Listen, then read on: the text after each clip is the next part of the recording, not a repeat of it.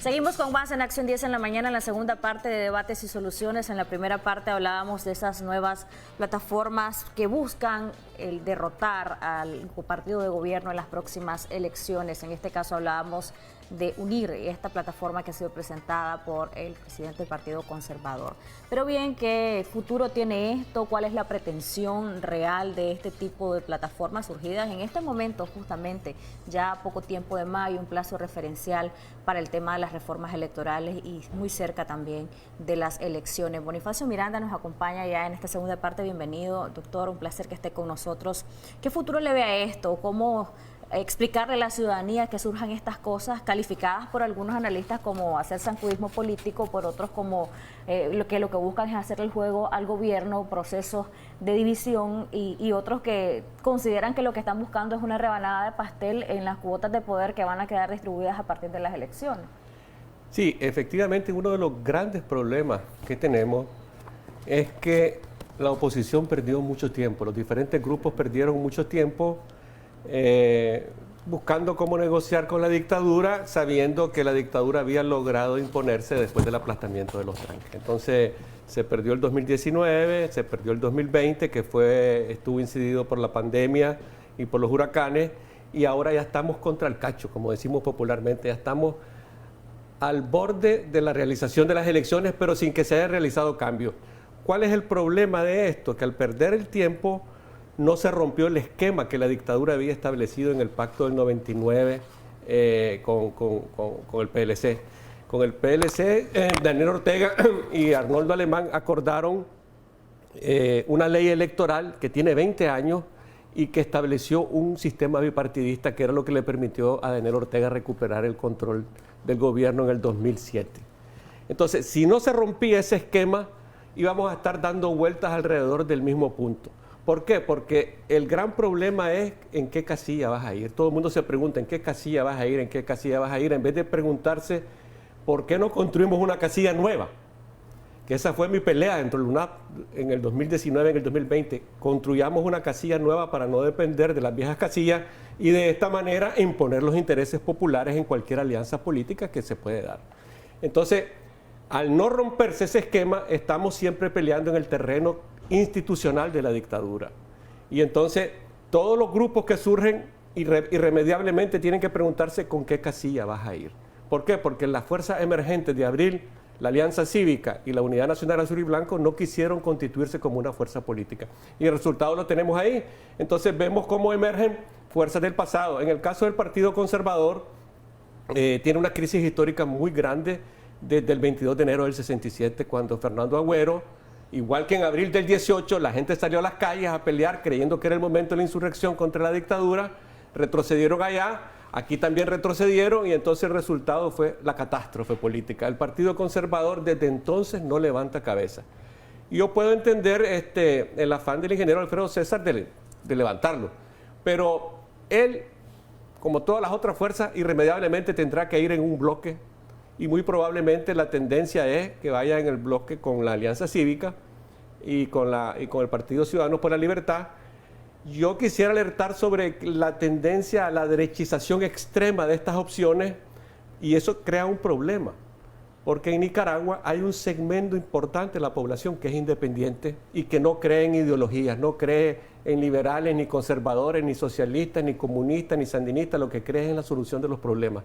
Y entonces este segmento, que es muy importante, no va a ver con buenos ojos una extrema derechización de las opciones políticas. Ni tampoco pues lo que se llama de la izquierda, pues que es una falsa izquierda. Entonces el problema es que la gente quiere soluciones concretas, y todos los bloques que se han conformado hasta el momento no plantean soluciones concretas. Nadie dice nada. Solo dicen, esta es la alternativa, esta es la alternativa.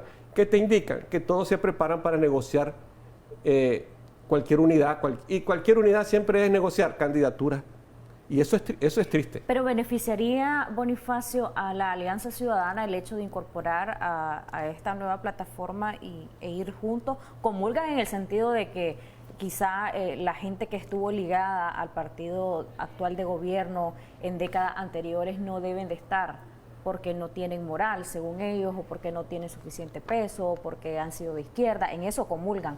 Pero pregunto, ¿sería sano para la Alianza Ciudadana incluir a esta plataforma e ir en un bloque con ella? Yo creo que ellos tienen un cálculo político. Ellos han venido trabajando con una estrategia bien clara. La dictadura también tiene otra estrategia bien clara y cada quien va moviendo las piezas del rompecabezas, armando su propio rompecabezas. Entonces, la alianza cívica con el partido C por L, no creo que estén dispuestos a una alternativa de ese tipo porque saben que así no ganan las elecciones. Pero de todas maneras, el problema central es que para ganar las elecciones se requiere un discurso, una política, y ninguna de las opciones hasta el momento lo ha planteado de manera clara. Y entonces, ¿qué ocurre? Va pasando el tiempo. Daniel Ortega ha muerto de la risa, como decimos popularmente, muerto de la risa, porque va pasando el tiempo, ya va a finalizar febrero, ya vamos a entrar a marzo, Semana Santa en marzo, va a estar unas 2 semanas perdidas, y ya de repente ya estamos en abril y en mayo. Y entonces no se realizan las reformas electorales que se requieren. Entonces estamos con el agua al cuello. Esto es error de la oposición, porque esto se tenía que haber planteado desde el comienzo. Porque si ya cuando se planteó que ya no se podían hacer las elecciones anticipadas, ya era buscar las reformas electorales y crear toda la estructura en los territorios y en las comunidades para ir creando las estructuras de oposición que puedan vigilar el voto. Y entonces seguimos y el tiempo va transcurriendo y esto no se hace. Entonces aquí hay 2 opciones que lo he planteado y a veces algunos responden muy mal. Y es que solo tenemos 2 escenarios posibles. Uno, en que haya reformas electorales y que la presión nacional e internacional termine imponiéndolas. La presión nacional es muy poca porque la dictadura logró restablecer el control, mantiene un nivel de represión selectivo sobre los dirigentes muy grande y entonces no hay chance de presionarlo. Y además no están haciendo nada. Es una cosa increíble, es una oposición que ha enloquecido porque solo es unidad, pero no quieren la unidad porque cada quien está con una factura enorme por debajo planteando yo quiero el 30%, yo quiero el 40% y por eso es que no se da la unidad. ¿Qué opina de la firma de estos 4 precandidatos? Bueno, creo que han hecho muy mal en estar haciendo campaña política para sus candidaturas sin haber aclarado a la población que necesitamos crear primero las condiciones para ir a unas elecciones libres. Y entonces aquí volvemos al escenario que estaba planteando. Hay 2 escenarios. Uno, que se puedan hacer las reformas electorales y que no sabemos el nivel de profundidad que tengan. Ese es el escenario número 1, ¿verdad? Y el escenario número 2 es que todo indica que Daniel Ortega va con todo. Es decir, va a distraer, como siempre es su especialidad, distrae. Pueden haber reformas cosméticas. Una reforma cosmética. Él ya se garantizó al atraerse al PLC y separar a la familia alemán del control del PLC, se garantizó que el PLC, como partido del segundo lugar en las elecciones pasadas, y el Frente Sandinista, el partido del primer lugar, los 2 pueden controlar todas las estructuras electorales. O sea, y entonces ya eso minimiza el efecto de una reforma electoral. Ahora, vamos con todo. No hace la reforma, ¿qué indica? Que puede haber una abstención muy alta. Y entonces con la abstención, al final de cuentas, él puede decirle a la OEA una semana antes, vengan, como hizo en el 2016, vengan, revisen, observen, pero hay una desmoralización muy grande del electorado y entonces eso puede permitir la reelección de la dictadura. Entonces, sobre estos 2 escenarios es que tenemos que trabajar y la única manera de lograr que la gente participe es haciendo una campaña desde ya, aunque sea tarde, por las reformas electorales. Yo he planteado, por ejemplo, una cosa muy sencilla. No podemos hacer manifestaciones porque la represión es intensa. Hombre, recojamos firmas.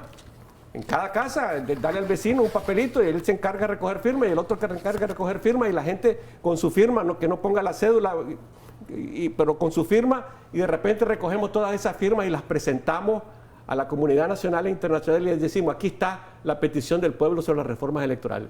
Pero no se hace nada.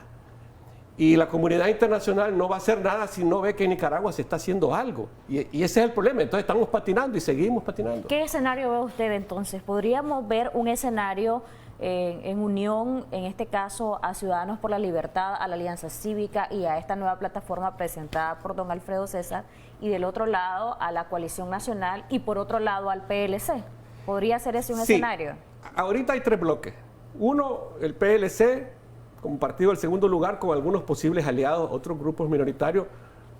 puede ser que Medardo Mairena con el movimiento campesino vaya hacia el PLC, ha estado muy callado en esa posición. Y el otro bloque está la coalición, que para mí está en crisis, porque realmente quien sostiene la coalición, una vez que se salió el PLC, es la Unidad Nacional Azul y Blanco. Y esto tiene un efecto dañino para la Unidad Nacional Azul y Blanco. Y por el otro lado, la Alianza Cívica con el C por L, la Alianza Cívica nunca ocultó su simpatía por C por L, ni C por L por la Alianza Cívica, entonces era una alianza natural que se está dando. Entonces tenemos tres bloques.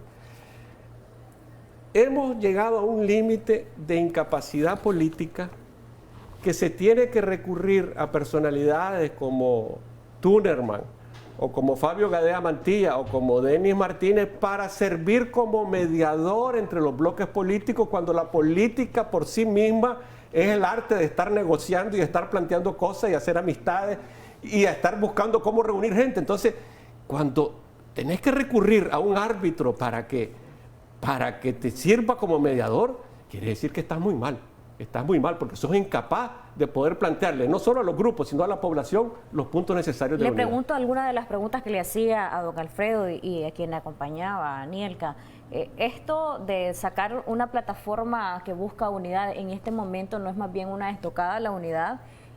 ¿Estarían dividiendo el voto? Y dos, si es esto o no sanjuismo político. No, el ingeniero Alfredo César es muy hábil políticamente. Él ahorita lo que está haciendo es creando una plataforma para buscar cómo unirse.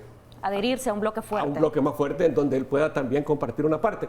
Es poco probable que el Partido Conservador por sí solo pueda recuperar ese caudal electoral que estuvo en la época de Fernando Agüero. Es muy poco probable. Entonces, es casi seguro que el ingeniero Alfredo César lo que ha hecho es crear esta plataforma, como los otros grupos políticos, que todo el mundo crea su plataforma para buscar cómo negociar la unidad. Es que la unidad se ha vuelto como un negocio político.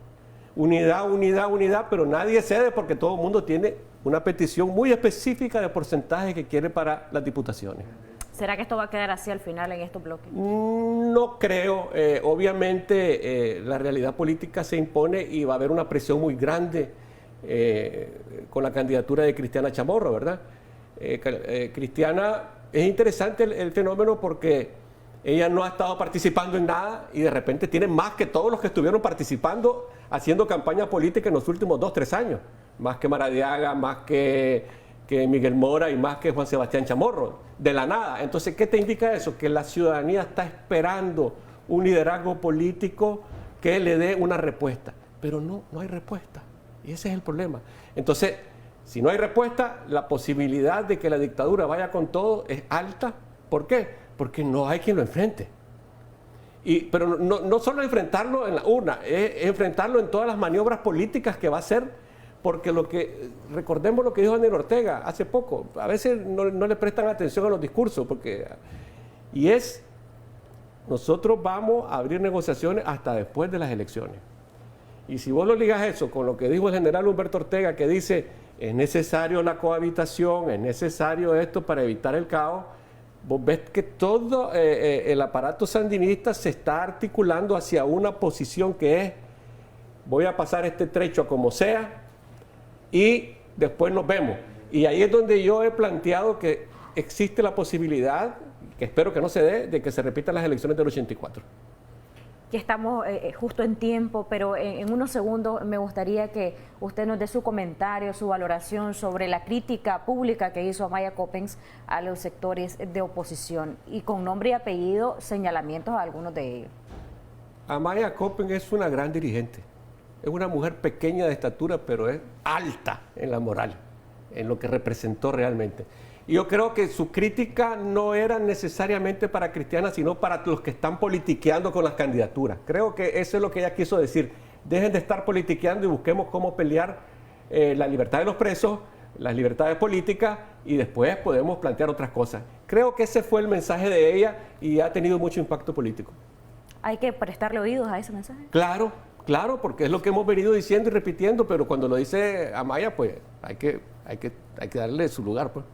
Gracias, Bonifacio, por habernos acompañado acá en Acción 10 en la mañana. Compartimos la tendencia de entrevistas del día de ayer con usted, mi amigo y amiga televidente. Saludos a los que siempre están pendientes de nuestra transmisión en redes sociales. En la primera parte de Debate y Soluciones ayer nos acompañó Juan Sebastián Chamorro, un total de 49.594 personas alcanzadas y 68 veces compartida. En la segunda parte, don Edmundo Jarquín, 49.594 personas alcanzadas y un total de 68 veces compartida. En un mismo bloque, ambos invitados tuvieron este alcance. Nos vamos a una pausa comercial. Hoy es día de Teletón, pero antes de pasar directamente con la transmisión que este medio de comunicación va a hacer de esta jornada de amor por Teletón, pues vamos a presentarles a ustedes una entrevista exclusiva con uno de los tantos artistas internacionales que va a estar apoyando la causa de Teletón.